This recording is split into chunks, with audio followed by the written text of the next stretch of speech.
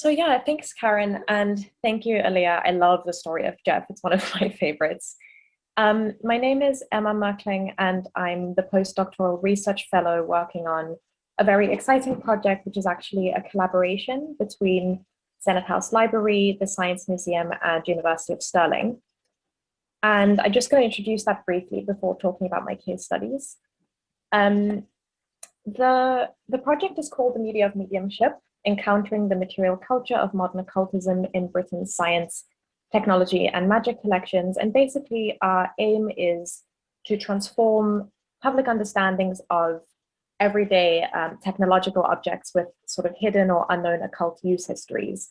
And what that means is we're looking at a few key objects in the years from the 1870s to the 1940s, ranging from cameras and radios to telephones and televisions that were used by spiritualists and occult practitioners of all sorts, as well as those trying to debunk or expose or investigate them, like Harry Price.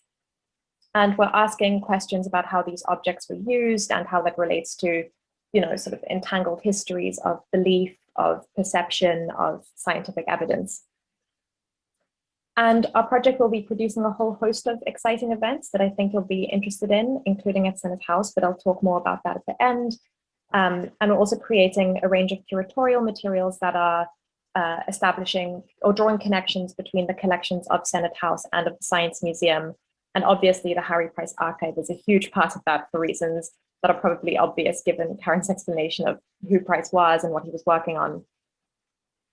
And there are really two ways that I've been looking at sort of ways into the immense amount of material in the archives, which I've only really begun to scratch the surface of. And one of the angles is looking at Price's National Laboratory of Psychical Research, which he established in the 1920s to, quote, investigate by purely scientific means psychic or alleged psychic phenomena, unquote. And I've been looking at the objects he used in his laboratory, from ghost hunting to testing spiritualist mediums. And among other things, the archive has these really brilliant photos of the lab and of Price in the lab. I absolutely love this one. You can really see the range of instruments, and having Price pose in his lab coat really sort of underscores that scientific aspect of his research.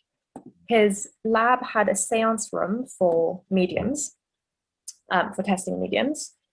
And that's what you see in this picture. And in this slide, I've enlarged sort of some of the details, and I've drawn connections to similar objects in the Science Museum collection, so you can get a sense of what I mean when I say that's what sort of we're doing with these curatorial materials. Here you have a dictaphone and a camera. But the second way I've been working through the archive is looking at the immense correspondence and notes of reports of sittings with mediums by some of the biggest names in spiritualism and psychical research of the day, including people like Harry Houdini and Arthur Conan Doyle. And I've been searching for references to the specific objects, the technological objects being used, from dictaphones and cameras, to a whole host of things, and how they were being used both by investigators like Price and by mediums and practitioners of spiritualism. And I'll just very briefly talk about two of the most interesting cases I've been focusing on that are documented really extensively in the Harry Price archives. One is, well, they're both relating to spiritualists. One is the Midlands-based spirit photographer, William Hope, and the other is the Boston-based spiritualist medium, Margery Crandon. And just for those who might not be familiar, spiritualism is the belief that after the body's death, one's spirit continues to exist in the world and can communicate with the living. And it had this huge burst of popularity in the post-World War I period I'm going to be talking about, following the staggering losses of the war. So the first case is that of William Hope.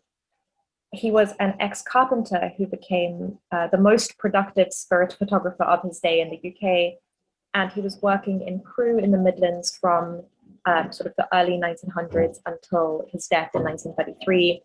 On the screen here, I have two examples of his spirit photographs. The one at the left is at the Science Museum, and it's quite typical of Hope's photos. You can see two male sitters, and between them, surrounded by the sort of ectoplasmic white mass, is a spirit extra, as they were called. The second photo is here at Senate House, and it's Harry Price himself allegedly with the spirit of his mother. And this photo is quite special because it's the one that was taken during Price's famous and eventually quite controversial secret testing of William Hope's powers, of his genuineness as a spirit photographer. And in his test, Price did what everyone did when they went to get a spirit photo taken by Hope. He traveled to Crewe, the year's 1922, and he sat in a circle with Hope and the medium, Mrs. Buxton, who was a local from Crewe. They said prayers, they sang some hymns, and the sitters all held their hands over a sealed packet of glass photographic plates. Here you can see an excerpt from the archives where someone's illustrating that exact episode of sitters holding their hands over the packet.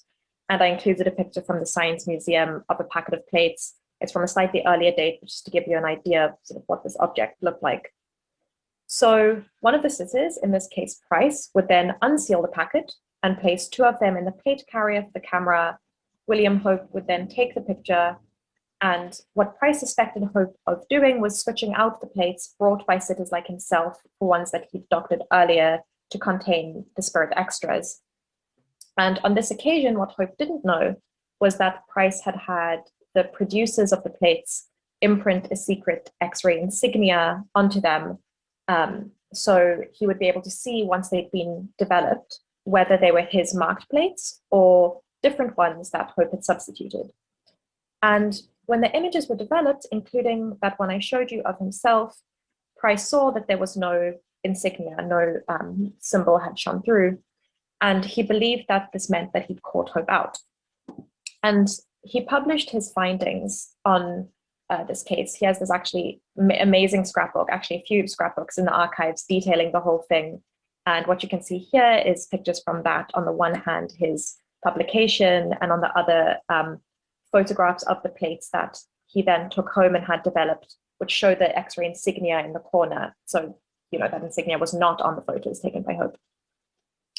But what followed was this controversy that almost every big name in psychical research at the time got involved in, including Arthur Conan Doyle, and the archives contain lots of this correspondence.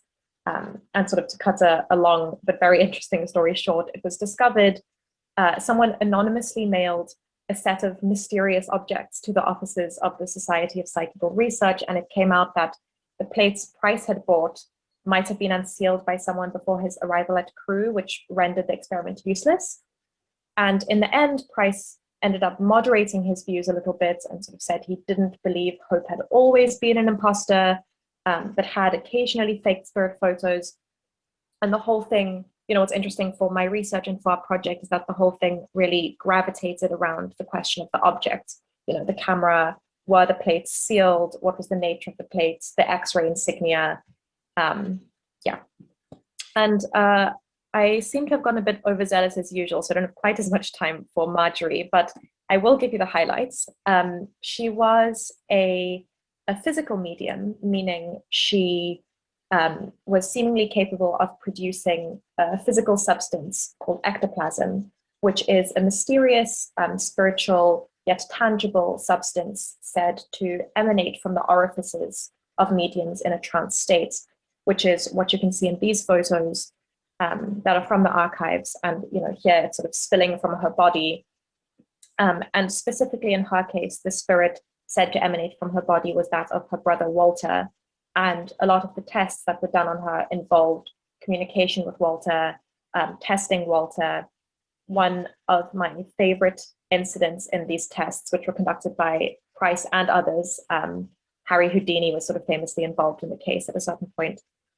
One of my favorite is she produced this, can you see my mouse or no? No? Okay, well, yeah. If you look sort of below her waist, emanating from either her navel or her groin, that's the ectoplasmic hand of Walter. And he's busy making a thumbprint in hot wax. And you can see that thumbprint on the right, and it ended up sort of being sent off for scientific analysis and testing, as were some samples of ectoplasm. And they were tested apparently by MIT and Tufts, if I remember correctly.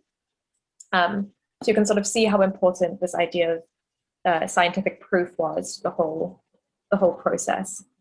And I see I've sort of more or less run out of time, but I just wanted to use that as plug for our project and events, because if you follow along, you will definitely hear more about Margery Crandon and about William Hope. And in fact, later this month, we actually have a talk on Zoom that's you might be interested in. That's sort of free and open for everyone by the brilliant photographer Shannon Taggart on the 30th of June. You can register on our website, and I've included a link there.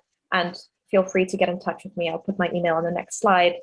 And we have a sort of host of other events coming up. There's sort of something for everyone, from a talk on the Cottingley fairies to some performances by magicians and conjurers, and a live performance at Synod House.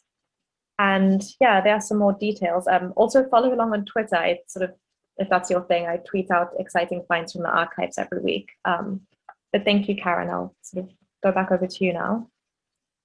Okay. Thanks ever so much, Emma.